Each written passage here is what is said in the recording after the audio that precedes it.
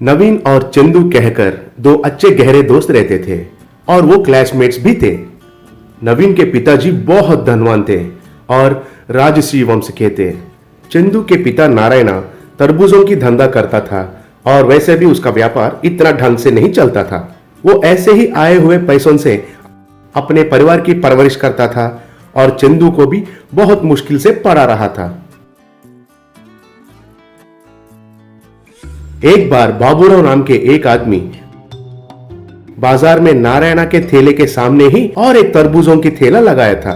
आइए आइए, ठंडे ठंडे तरबूजों को खाइए और अपने सेहत को ठंडा रखिए, कहकर पुकार रहा था। फिर बाजार में सब लोग जाकर उनके पास तरबूजे खाने लगे थे।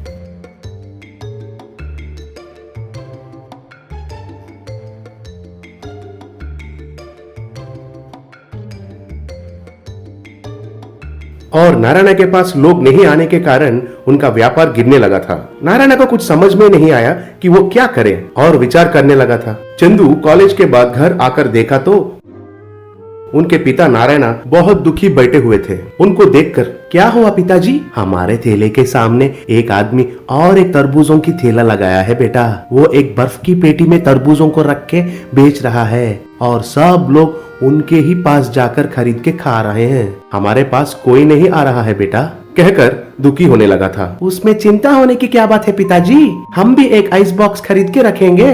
इतने पैसे हमारे पास नहीं है बेटा, पहले से ही बहुत खर्च चुकाना है हमको।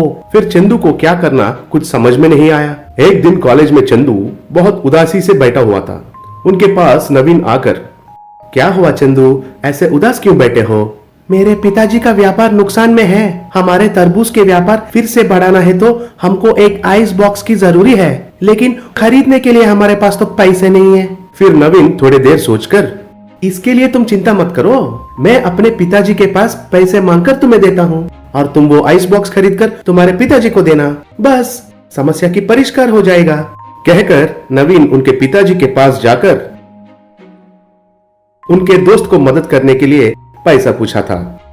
अगर हम ऐसे ही दूसरों की मदद करते जाएंगे तो हम खुद कंगाल बन जाएंगे। दूसरों के बारे में सोचना छोड़ो और पढ़ाई में ध्यान दो, कहकर डांटा था। फिर नवीन को क्या करना कुछ समझ में नहीं आया था। नवीन उनके घर के बाहर स्विमिंग पूल के पास जाकर घूमते हुए, अब मैं चंदू को कैसे मदद करूं, कहकर विचार करने लगा था। उनके स्विमिंग पूल के पास एक तरबूज आकार की फव्वारा था और उसमें से पानी स्विमिंग पूल में गिर रहा था। नवीन उस फव्वारे को और स्विमिंग पूल को थोड़ी देर के लिए ऐसे ही देखता रहा था और उनको एक विचार आया था। फिर वो दौड़ते हुए चंदू के पास पहुंचा।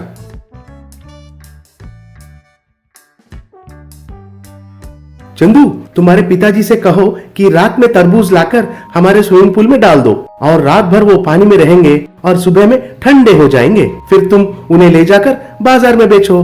ठंडे होने की वजह से लोग तुम्हारे पास भी आकर खरीदेंगे। नवीन के ये कहने पर नारायणा उनके तरबूजों को उनके ठेला गाड़ी में लेकर नवीन के स्विमिंग पूल में डाला था और रात भर पानी में भीग के वो तरबूजे ठंडे हो गए थे।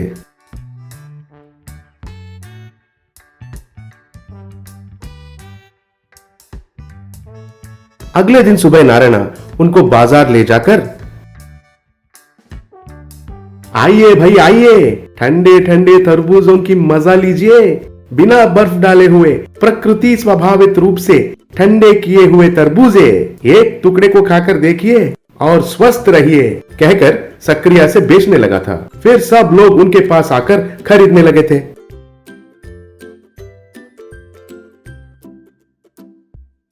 नारायणा का व्यापार फिर से बढ़ गई थी।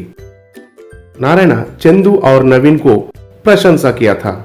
गरीबी और अमीरी की अंतर को छोड़कर आप दोनों की दोस्ती बहुत अच्छा है, पैसों से भी दोस्ती बढ़िया है, कहकर आप दोनों ने विश्वास किया। ये तो बढ़िया बात है, कहकर दोनों को गले लगाया था। रामबाग नाम के एक गांव था। बारिश के मौसम में बाढ़ आकर वो पूरा गांव पानी में डूबता था। फिर सब लोग अपने छत के ऊपर चढ़ते थे और हेलीकॉप्टर आकर उन लोगों के लिए खाने का पैकेट फेंक कर चले जाता था।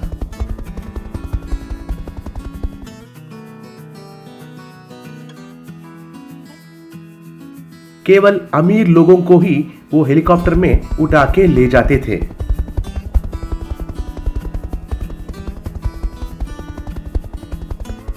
एक बार उस गांव में राम नायक बोल के एक नेता, मेरे प्यारे गांव वासियों, अगर इस बार चुनौती में मुझे जितवाए तो बाढ़ को रोकने के लिए बांध बनाऊंगा और गरीब को बचाने के लिए 10 हेलीकॉप्टर मंगाऊंगा और नदी पार करने के लिए एक पुल भी बनाऊंगा, कहकर बहुत सारे कस्में खाने लगा था। उनके बातों में आकर लोग उनको वोट डालकर जितवा दिए थे।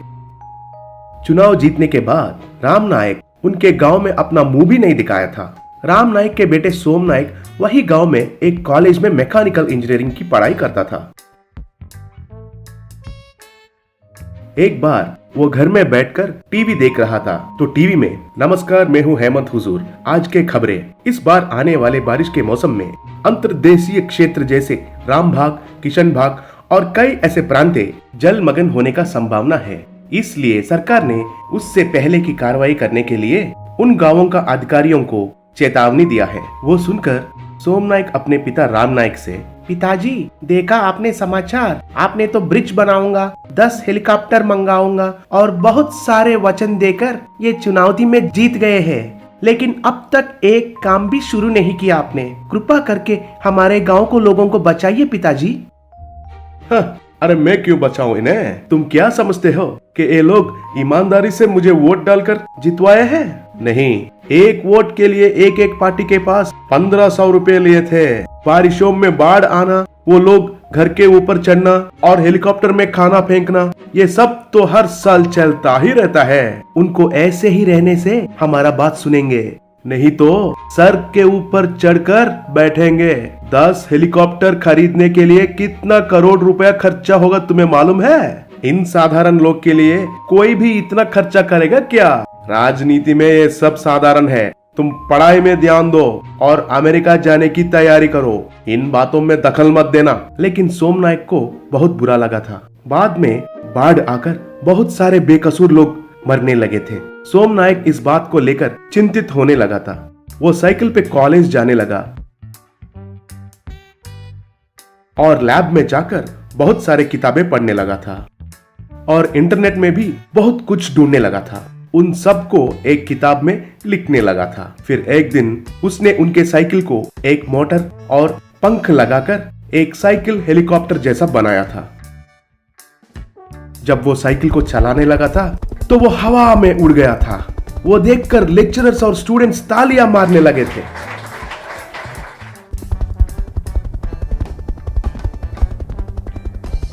ऐसे वो गांव में से गुजर रहा था। फिर सब गांव वाले आसमान में देखकर चौंक गए थे।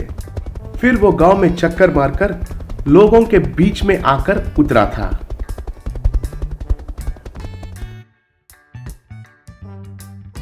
मेरे प्यारे गांव वासियों, आने वाले बारिश के मौसम में बाढ़ आने वाला है। आप जब तक पैसे लेकर वोट डालेंगे, मेरे पिताजी जैसे वाले आपको धोखा देते ही रहते हैं। वोट का मूल्य पहचानिए। अब हमको अपने आप को बचाने का समय आ गया है। आप सब लोग भी मेरे तरह अपने साइकिल को हेलीकॉप्टर साइकिल की तरह बदल सकते हैं। मैं आपकी मदद करूंगा, वो खर्चा मैं उठाऊंगा। ये बात सुनकर सब लोग खुशी से तालियां मारने लगे। बाद में सोम नायक वो गांव में बहुत सारे साइकिल लेकर हेलीकॉप्टर साइकिल जैसा बनाया था। फिर सब लोग वो साइकिल चलाने का अभ्यास करने लगे थे।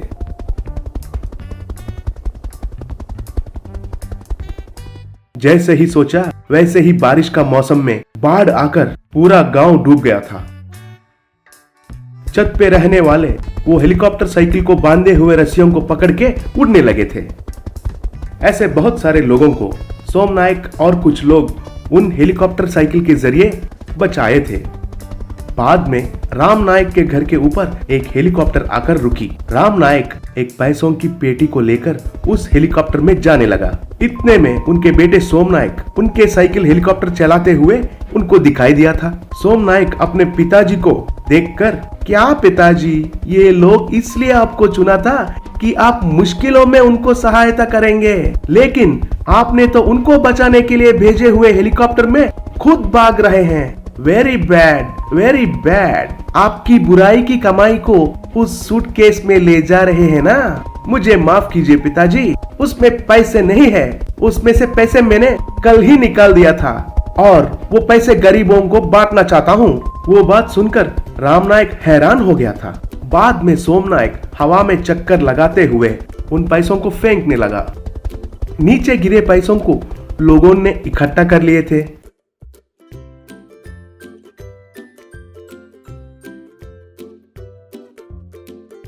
बाद में जब बारिश कम हुआ था, सब लोग मिलकर सोमनायक को माला पहनाकर सम्मान किया। अगली बार चुनौती में सोमनायक ने हिस्सा लिया था और सब लोगों ने उनको ही वोट डाले थे। ऐसे इंडिपेंडेंट अभ्यर्थी बनके सोमनायक चुनाव जीतकर अपने जीप में जाने लगा था और सब लोग तालियां मारने लगे थे।